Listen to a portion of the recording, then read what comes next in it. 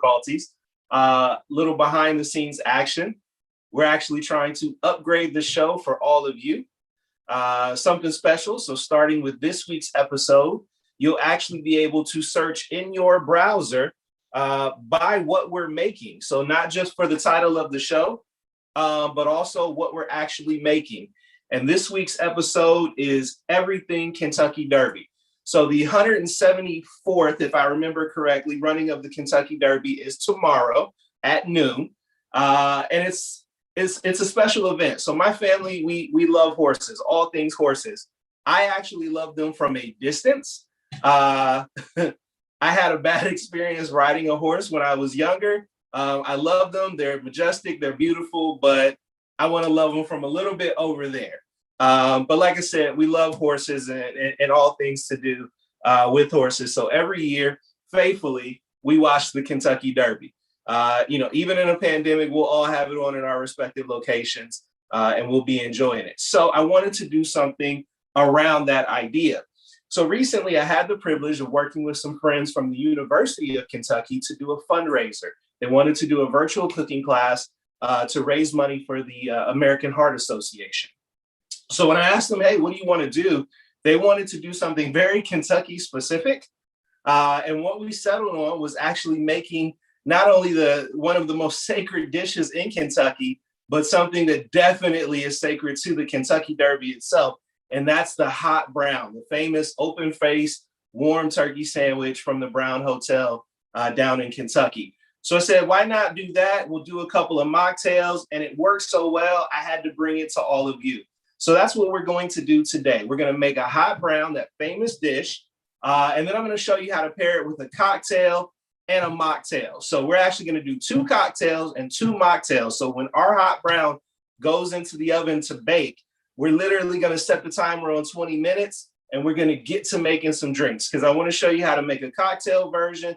But if you are sober curious, health conscious, etc., and you want that mocktail, or maybe you want to make it a family event, you want to have a cocktail, you want to give the kids a mocktail, we'll have you covered all the way through there. So really fun dish. Essentially, like I said, what this is an open-faced turkey sandwich that's toasted in the oven and literally covered in a Mornay or a cheese sauce. So that's what we're going to get started. But you know how we rock in our kitchen. We prep everything before we start cooking. So I've got pretty much everything done. You can see the bacon in front of me. I've got my bread, my butter, my flour. I've got plenty of cheese here that I grated up before our show started. I've even got my turkey, which I'll tell you all about that when we get to it.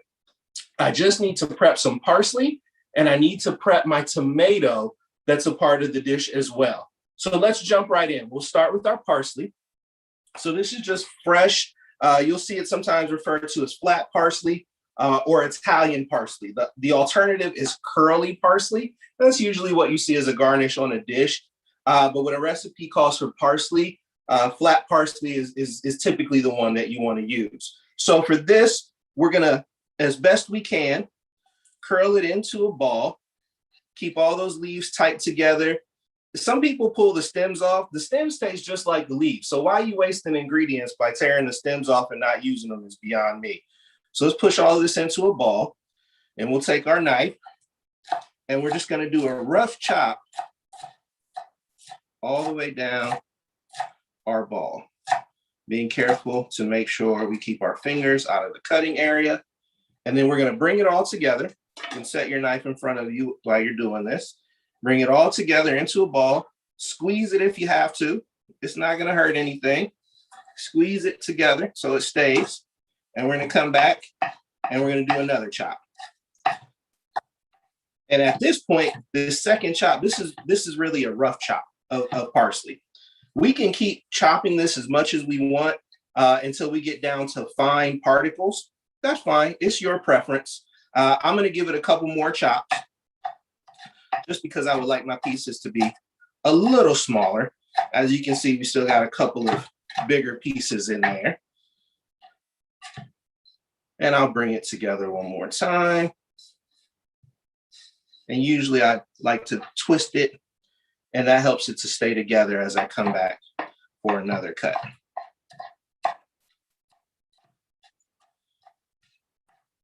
That's fine enough for our purposes. Let's clean our knife off. We'll put that back in our container so it's ready when we want to use it.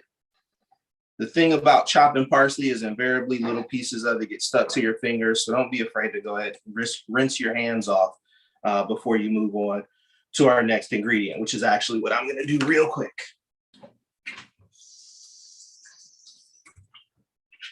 Let's face it, when you're cooking, you can never wash your hands too many times. So we've got our parsley chopped. I'm going to wipe down my board here. And now it's time to slice our tomato. So this is a Roma tomato. This is typically about the size you'll see. Sometimes with organics, you may get slightly larger ones. That's totally fine too.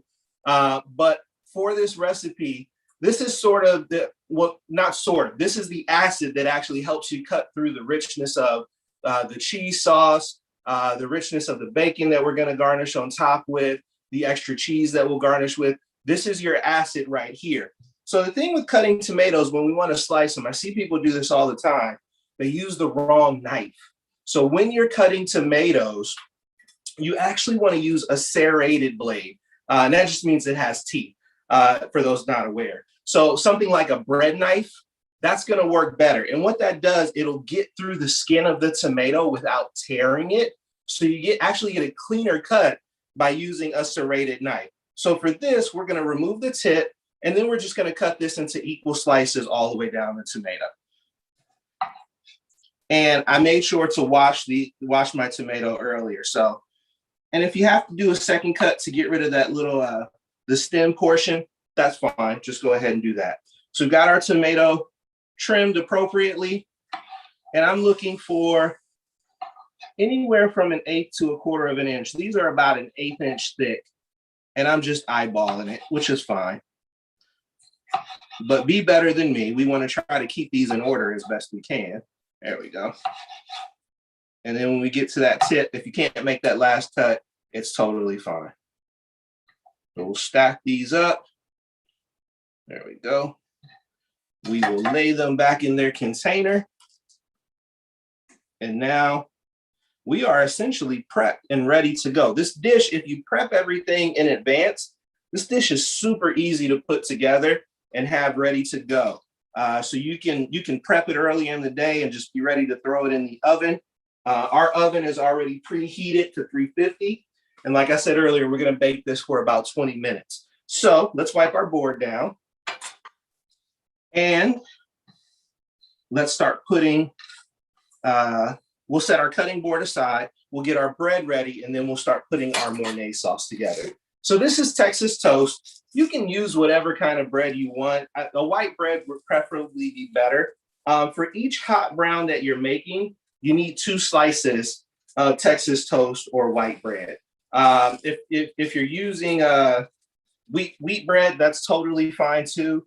Honestly, if you were trying to make this a healthier version, you use Ezekiel bread. You can totally do that too. But we're going to take 2 slices of bread. Again, using a bread knife. Actually, let me make sure I wipe my knife down. There we go. And we're going to cut the crust off of our bread. And this is for decoration. This is some of the tradition that goes into it. But I want to preserve as much of the bread as I can. So I'm being very methodical about how I cut the crust off. And I'll set these off to the side with my bacon. That'll be a treat for the puppies after the show because they're being really good right now. So we've got 2 slices of bread. I want to take one of these slices of bread and I want to cut it diagonally. And that'll be what we put on top of our hot brown when it's ready. So we've got this ready to go. We'll set that off to the side with our bacon.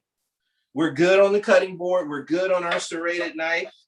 We'll need our sharp knife later. We'll bring our cutting board back in just a second when it's time to cut our turkey.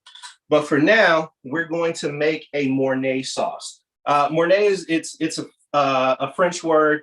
Essentially what we're making is a sauce made of cream, but we're gonna make a roux just like any other sauce. So if you're making gravy, you're making gumbo, still the same process. You gotta start with some sort of fat and you gotta add flour to it. And that becomes your thickener to make the rest of your sauce. So let me turn my burner on. And we're going to put this on medium heat here. And we'll give that a second to warm up. So what we'll do is once the butter and the flour combine, we let the flour cook out. We'll add our liquid, which in this case will be milk and cream. And then once that heats up, we'll take it off the heat and add our cheese, and it'll turn into this nice, rich, gooey cheese sauce that'll really take our hot brown and elevate that flavor. And we'll season it up then too. So you know how we do. We got to season everything here. So while we're waiting for the pan to heat up, let's talk about the Kentucky Derby, because you may be wondering, why in the world am I here on Foodie-Licious Friday, brought to you by ColumbusBlack.com with Adrian from Sulli's Kitchen, talking about the Kentucky Derby? Well, this is where Google is your friend. So when we learn about the history of the Kentucky Derby, if you are a fan, if you're not a fan, the Kentucky Derby, as far as the riders, is one of the most diverse sports events you'll find. In fact, most of the riders, the jockeys in the Kentucky Derby, are from Latino or Latin American backgrounds. In fact, this year, there will be the first Black jockey to ride in the Kentucky Derby since 2013. Typically, like I said, the sport is dominated by those from Latin origins or Hispanic origins. So there's a gentleman, his name is Kendrick Caramouche, and I hope I'm pronouncing that right as I check the heat on my pan. But he is actually the first Black rider, Black jockey in the Kentucky Derby since 2013. Here's the crazy part. He is only the second US-born African-American jockey to ride in the Kentucky Derby since 1921. So there's some history there. He's literally setting history by racing in this race tomorrow, which is amazing because, like I said, it's one of the most diverse events in all of sports. But there's some other cool parts about this. So the first Kentucky Derby was run in 1875, and I'm checking the heat on my pot here. There were 15 horses in that first race, which meant obviously there were 15 jockeys. If you are out there, if you're watching, tell me in the comments as I get ready to start my sauce. I'm going to give you some time to think about this. How many of those first 15 riders in the Kentucky Derby do you think were Black? Now, don't cheat. Don't go to Google. But I want you to tell me how many of those first 15 riders in the very first Kentucky Derby in 1875 you think were Black. And while we're doing that, I'm going to unwrap my butter and get it melting in the pot. And once it melts, I'll start adding my flour to it. So I've got a half a stick of butter here, which equates to about a little less than a quarter of a cup, about 2 ounces. A half stick there. Or eighth, quarter of a cup. Math is off today. It's been a long week. You may have heard that initial sizzle. That means it might be going a little faster than I wanted to. So what do? We turn down the heat. We don't let the heat tell us what we got to do and make us rush. We just turn down the heat a little bit. So we'll let that go. The butter's melting nicely. Got some big bubbles forming. It's frothing, which is what we want. So we'll go ahead and we'll add this in. And I see somebody is a horse enthusiast because I see in the chat the correct answer. The correct answer, 13 of the first 15 riders in the Kentucky Derby were Black. In fact, of the first 28 runnings of the Kentucky Derby, so 28 years in a row, the first 28 years, 15 of the winners were African American. They were Black. So it's interesting that there's a history there of African Americans in the Kentucky Derby. So that's why this gentleman, this Kendrick Caramouche, who is racing tomorrow in the Kentucky Derby, that's why his story is so compelling, because the history of the Kentucky Derby from its inception actually involves African Americans. And now, like I said, it's a sport dominated by those of Hispanic and Latino origin, and it's one of the most diverse sporting events that takes place. So a little bit of a history lesson there. So it'll be interesting to see what happens tomorrow. I'm not sure what horse he's riding. Don't really matter to me. I just like watching the race. I don't have a skin in the game. I'm not a gambler. but I will definitely be watching to see what happens. I always like to see if a horse is going to win the Triple Crown. I think it's amazing. So I'm adding more and more flour. As the butter absorbs the flour, I'm adding more and more. And again, remember, we're making a roux. So this will be the basis of our sauce. I don't want this to burn. So I keep whisking it. I keep moving it around, keep allowing air to get in there. Let's see here. So we'll add the rest of our flour. We've got a good base there. And like I said, we want to let this cook for about 2 to 3 minutes to let this cook off. Let that flour taste cook off.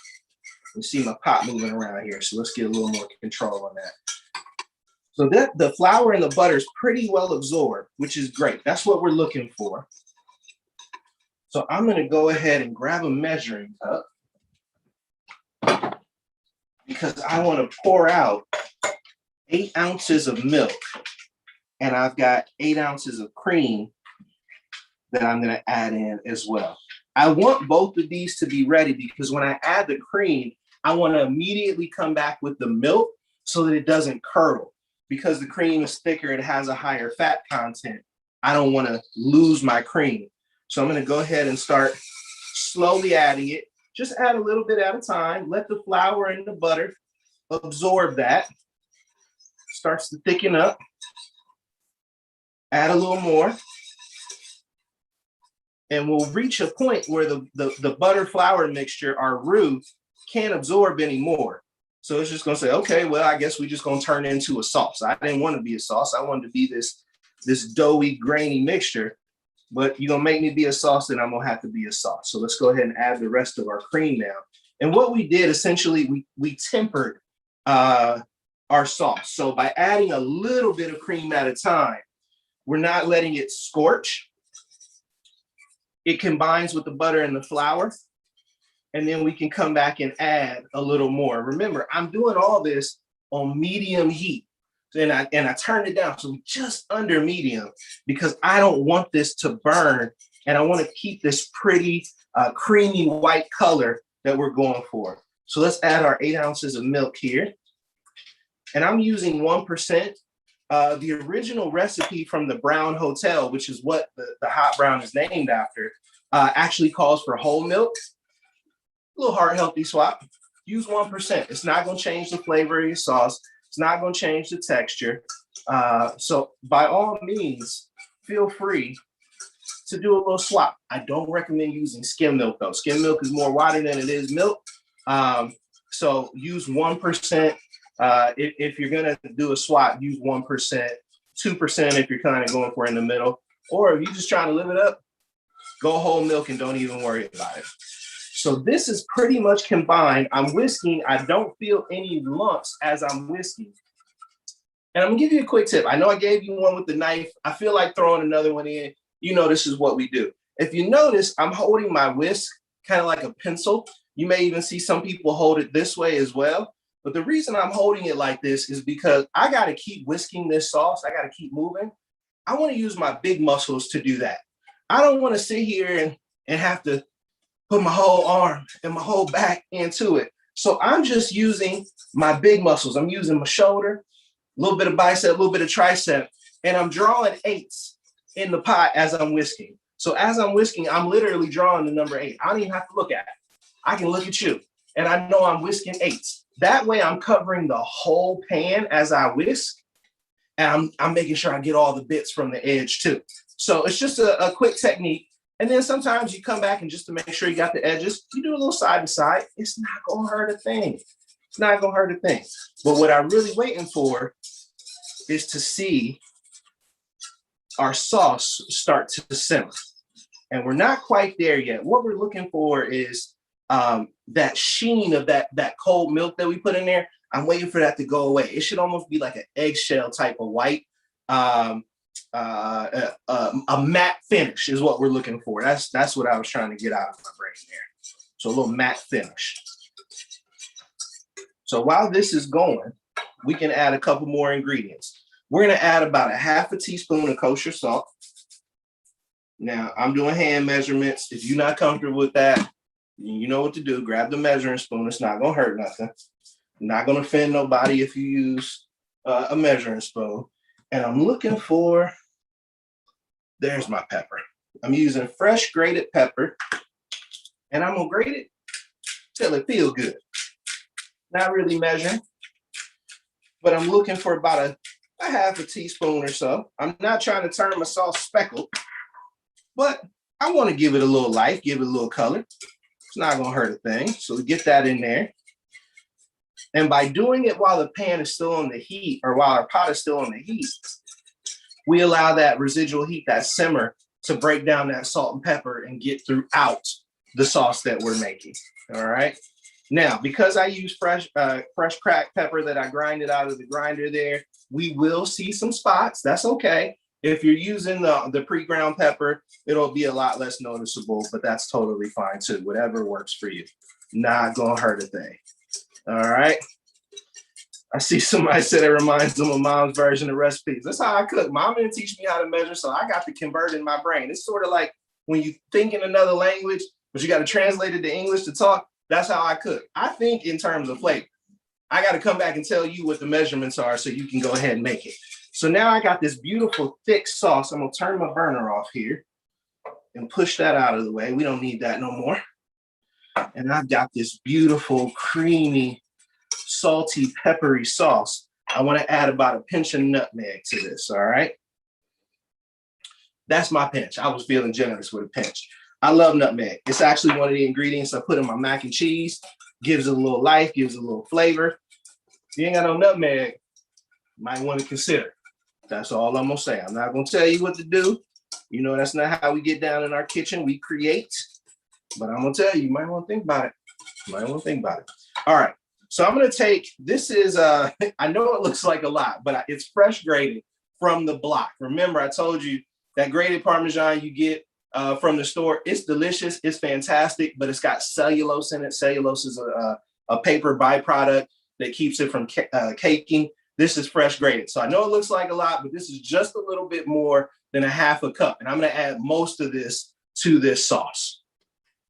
Definitely want to add some nutmeg to the collection. I see my host out there, ColumbusBlack.com, saying you might want to think about it. That's a definite. I tell them Sulli sent you. You need the nutmeg. Got to add it to your spice cabinet. So I got the cheese in here. Remember, use the big muscles as you're whisking. Make sure you get all the cheese in there. And I'm literally going to whisk this until there's no more lumps. And that's when I know that all the cheese has melted. And I still have more cheese to add here too. So essentially, this Mornay sauce, this is going to be good. It's going to be nice and thick. It's going to be powerful. Look at that. Just coming off the cheese is melting, coming off the spoon there. Let's get a little more cheese in there. There we go. That should be a good amount. We'll save the rest of that for our garnish. So we'll add that in there. And here's the thing with this sauce. If you feel like it's too thick, you want it a little thinner, just add a little more milk. Not going to hurt a thing. But this sauce is full of cream and cheese and butter and milk. It is a dairy lover's delight. Remember, use those big muscles there. Let that cheese melt. And again, nice and thick. Look at that. So when this bakes off, because remember, the dish is going to be covered in this. When this bakes off, this is going to be absolutely crazy. It's not going to eat like any other sauce that you had because you're literally baking it off. Look at what that cheese is doing to our sauce right there. That's perfection. You're not going to get it no better than that. So we'll let that get in there. Couple last whisks. I see some cheese bits that are hanging out. Now, we eat with our eyes before we eat with our stomach. So we got to make this pretty. So I thought about how can we plate this? How can we make it, you know, bring a little culture into it, make it official? How can we plate this up nice? So I got my 10-inch cast iron skillet, and this is going to be our plate. But before we do that, while the sauce is chilling out, I got to cut some turkey. So let me grab my cutting board and bring that back. Shake those bread particles off. And this is a boneless turkey breast that I roasted myself, because roasting it myself is a whole lot healthier than buying deli turkey. But I'm not here to judge because it's the Kentucky Derby. So if you want to buy deli turkey, that's fine. You're going to need about 7 ounces per hot brown. But for me, this deli turkey, Maybe I'm gonna have to do a roasting class one day. We'll come back and we'll talk about how to roast your own. But I'm gonna cut a few slices of this, and I'm cutting it this way. It's a little awkward for me, but I want you to see that color and that juiciness on this turkey. This was roasted and then put in the fridge for a couple of days to chill and tighten up. You're not gonna get fresher turkey than this. This is as fresh as it comes. Let's cut one more. Let's make it extra turkey-fied. But this is just a boneless turkey breast that we roasted. We can control the salt that way. And remember, you know the rule, crumbs go to the chef. And that's how we do it, all right? So we got 4 slices there. Put that back in the bag so we can keep it fresh. And I'm actually gonna swap my cutting board with my cast iron. Then we can just reach back and grab that turkey. All right, so here we go. That's, yes, indeed, turkey pie. All right, so right in the center of my dish, I've got 1 piece of bread down. Perfect. Next up, it's the easy part, is the turkey. So grab our turkey, and we want to layer it right across. It's okay if it overlaps. It's going to be good. So we layer it right across. You can see how we're building this. I'm gonna raise it up. Y'all might want to take a screenshot. So when you make yours, you know what it looked like, all right? So we got the turkey down. This is looking lovely. All right, so we got that. Next thing we need to do is the fun part. Let's cover this bad boy in sauce. So let me change out my whisk for a spatula.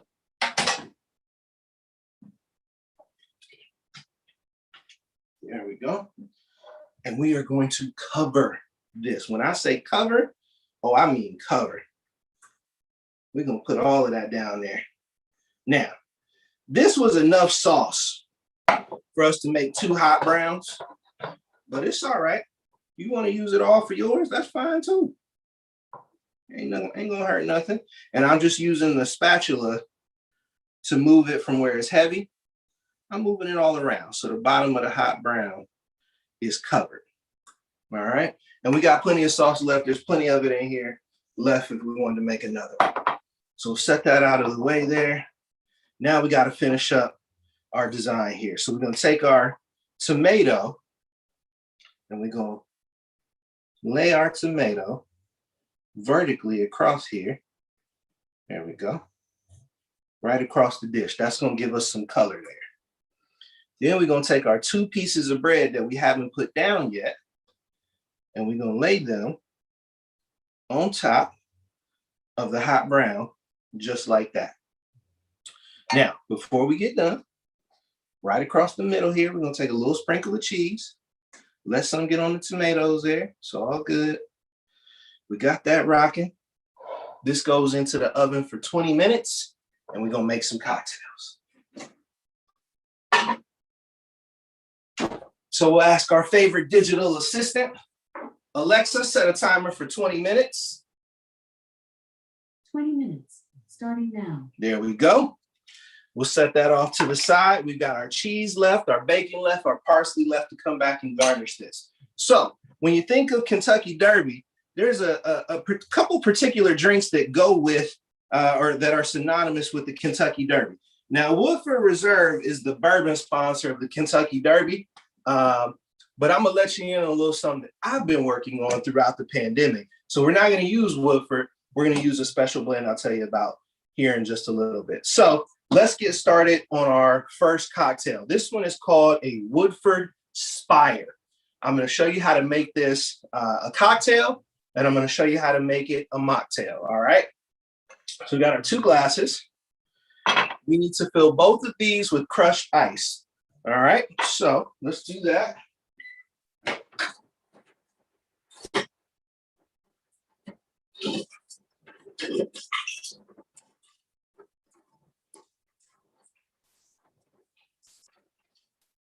All right, 1 down. Let's get 1 more.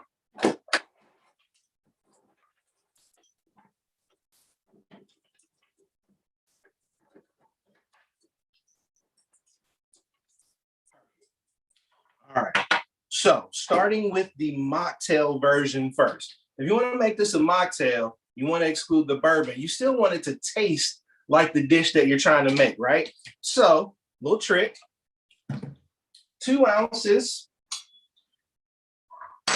or 1.5 ounces. We'll do 1.5. It's an easier measure. Remember, if you're using, this is called a jig, short side is 1 ounce, top side is 1.5 ounces.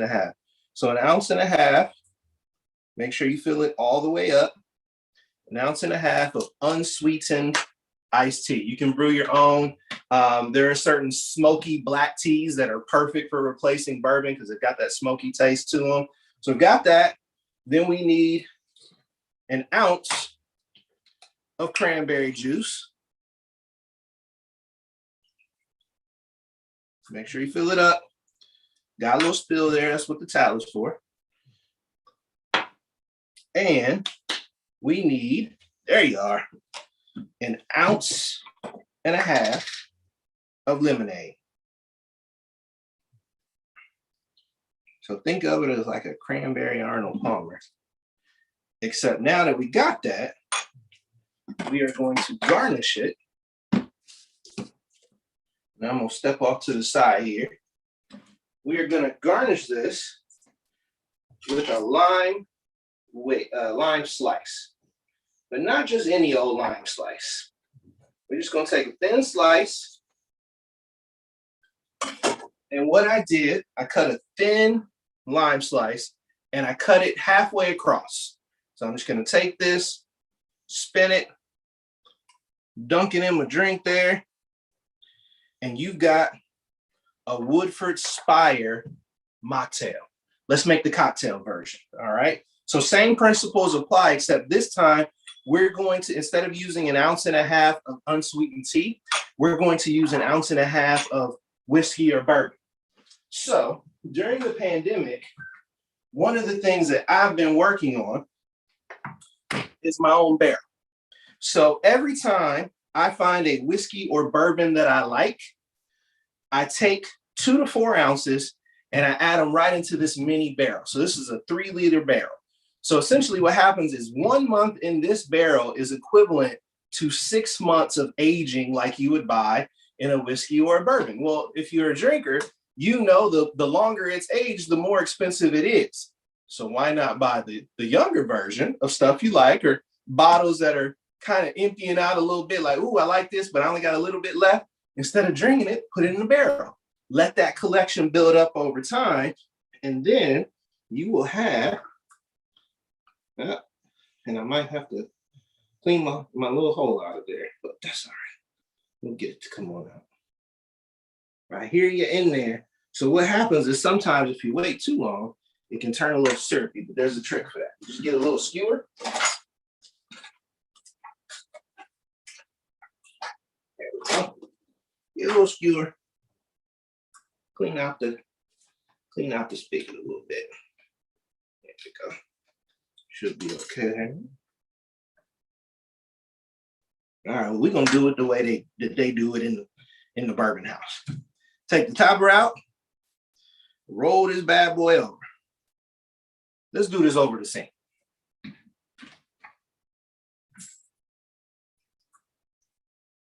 There we go. So now we've got our 1.5 ounces of bourbon from my barrel collection. It smells amazing. So what happens, why they age bourbon and whiskey? So when you put bourbon and whiskey into oak barrels, there's a particle inside of wood that leaks out into the whiskey and helps it age. They're called vanillins. And if that sounds a lot like vanilla, well, you kind of get the idea.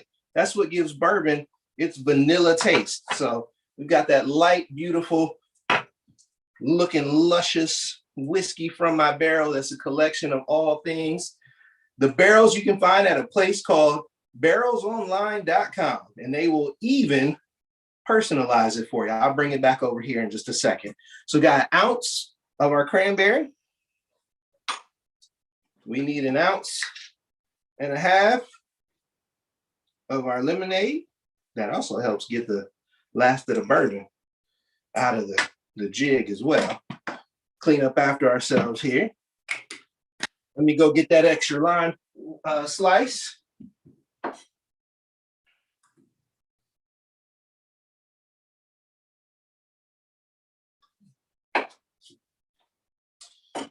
Make sure you got all the seeds out of it. I see a couple in here. Don't want no seed floating in your drink if you can help it. Poke your seeds out.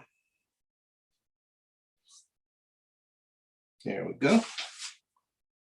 Break that off there. Twist down in. And now you got the cocktail and the mocktail. Kind of make you want to take a picture, don't it? Let me grab my iPad. Let's show the people what we made and why they should be coming to class. Let's do that. Since my phone is being used for the show, we'll just come back and take them with the iPad. There we go. So we'll give it to them. And they can see us in the background doing the work. There we go. So we got our first cocktail made. Let's move on to our second, and that is the mint julep.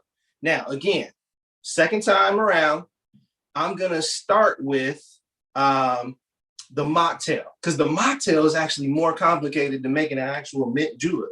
So let's start with that. So let me see here. Oh, that's good. Oh, that's better. All right. So we got our cocktail and our mocktail. Now, the mocktail, I'm going to make in a glass. And I'm just going to use regular. Actually, no, we'll do crushed ice.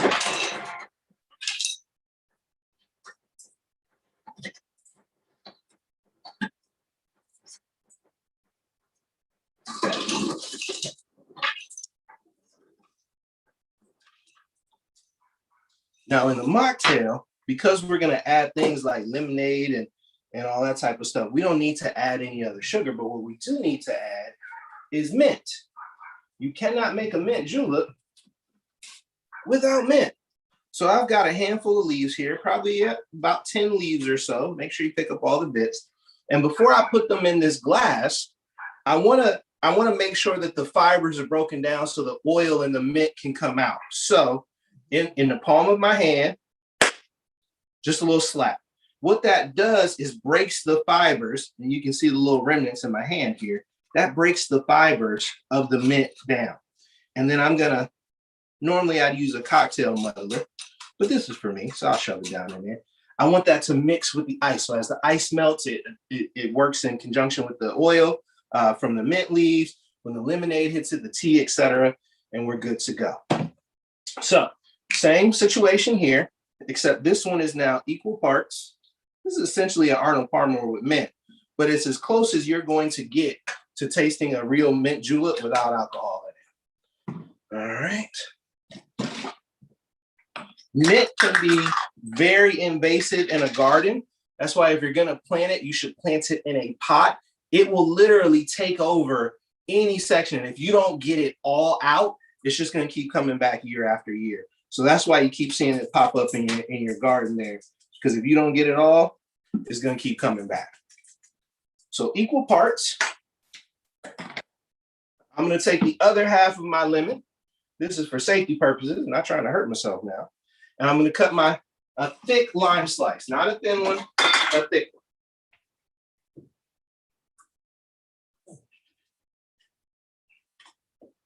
So I've got a thick lime slice. Again, if there are any seeds visible, just make sure you pop them out. There we go. That one's out. And then press into the center of the lemon slice so that you open up a little hole there.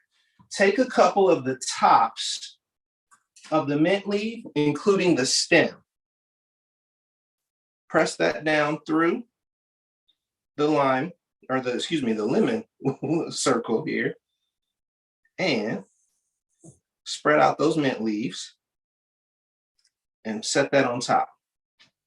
And you've got a perfect mint julep mocktail. This will change you in your Arnold Palmer game forever. And you can thank me later for that. All right, so let's get into the actual mint julep cocktail.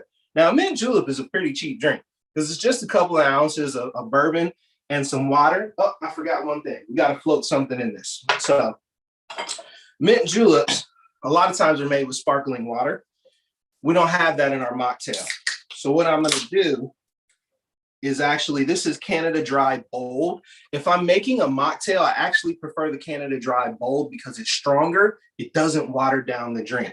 So I'm just gonna pour enough that lemon will eventually float to the top.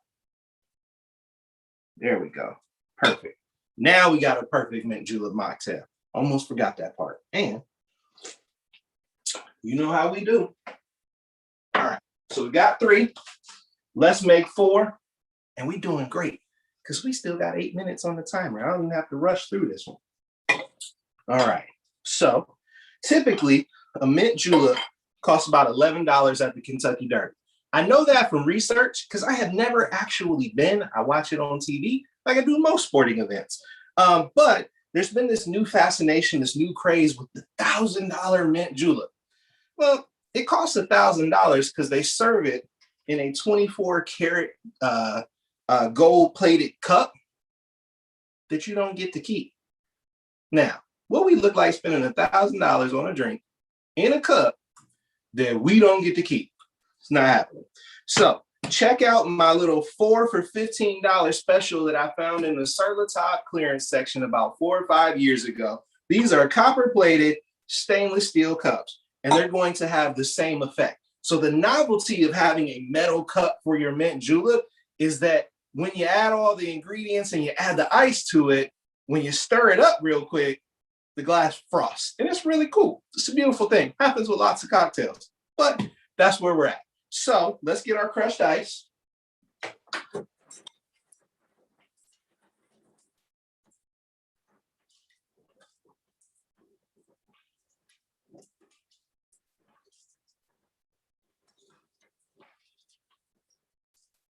All right, and I filled it up about halfway because my cup is way bigger than the cup you'd actually get a mint julep in at the Kentucky Derby. So I've only filled this up halfway. So a proper mint julep. First thing we need is some simple syrup. Now, I like to make my own. We talked about this in a previous class. Maybe we'll come back and do a cocktail class. I've got a friend who he's a master mixologist. Anytime we're together, he's the drink maker. Maybe I'll have him come on and do a class on all the types of simple syrups you can do. But this is a time simple syrup. I'm using this, 1, because I already had it made, and 2, because it's an herb-based simple syrup, it's going to complement the mint. If I had had time, I would have made a mint simple syrup, which is absolutely delicious. You put it in iced tea, you put it in lemonades, other things.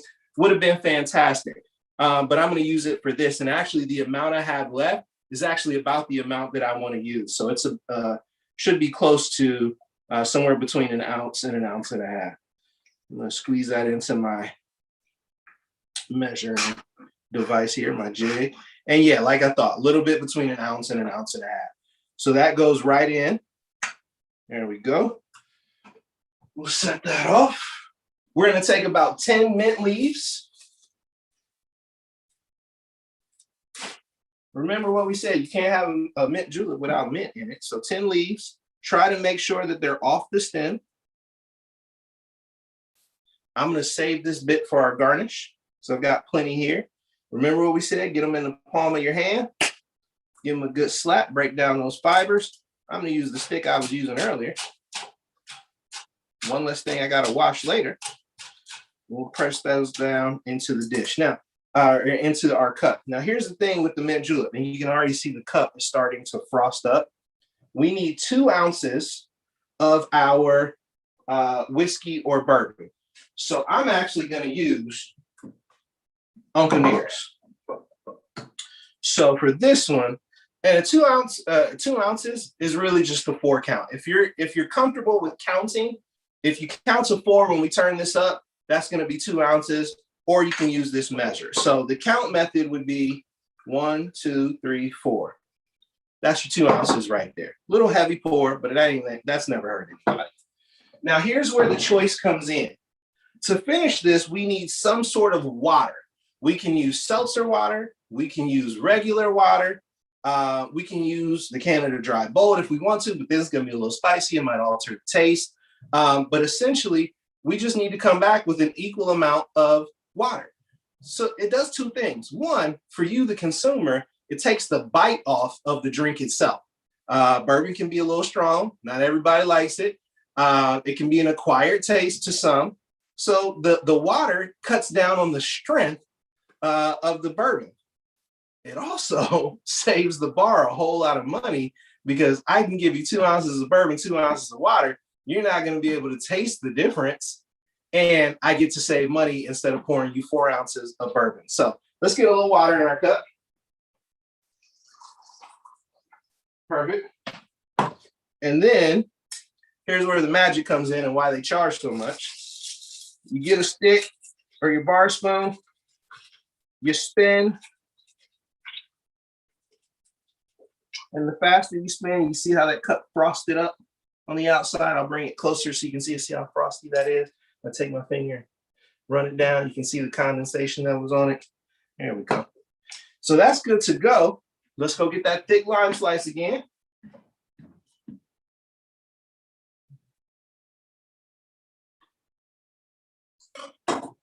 Missed my mark just a little bit, but that's okay. And remember, we saved this bit of lime for a reason. I'm going to pull this baby leaf off and just dunk it in my drink there. And I'm going to press through. Got my perfect little lime slice with my mint. Garnish right on top.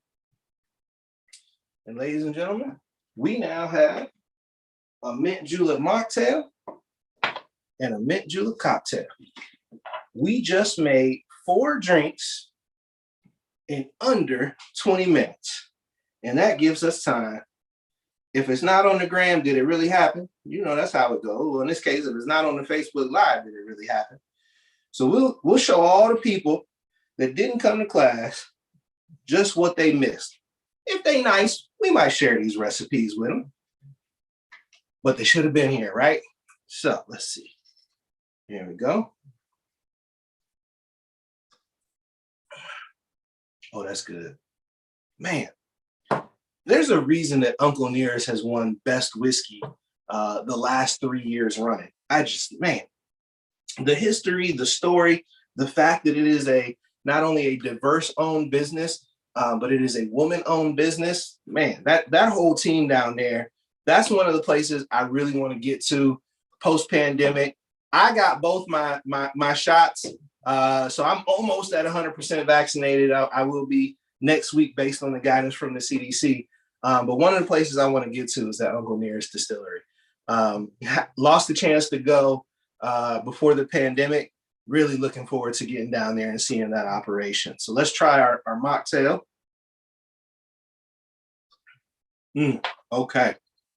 So the difference where this is very bourbon forward, very minty, because of the simple syrup that we added, all the mint leaves, this is a little sweeter.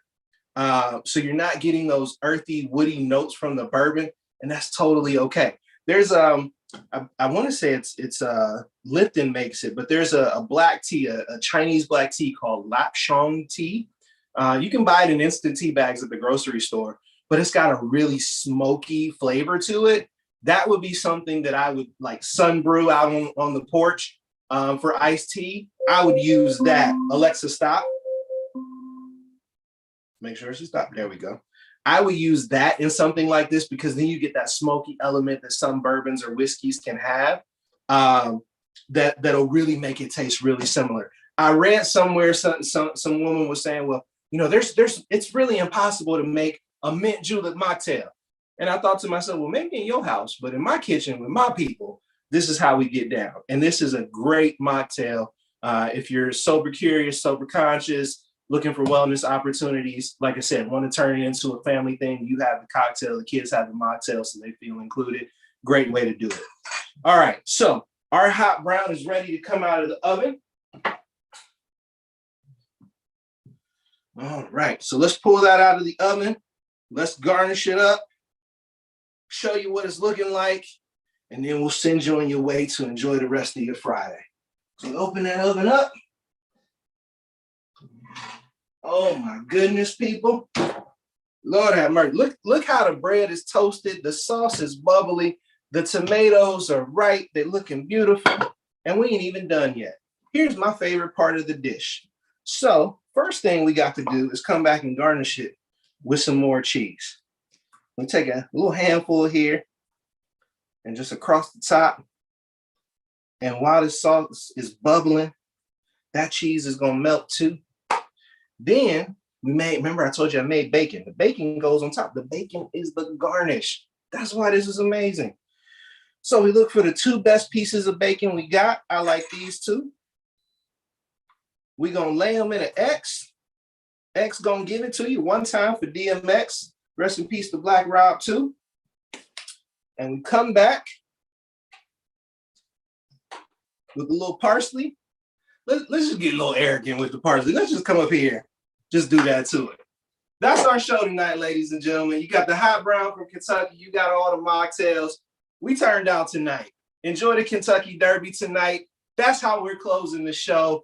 We'll see you next time on Foodie-Licious Friday. Thank you to our sponsor, ColumbusBlack.com. Make sure you sign up for the newsletter. Download the Mile app. When you see this on Instagram and Facebook, make sure you leave a comment, retweet it, share it with your friends, tell them what they missed. They should have been here. Have a good night. We'll see you next time.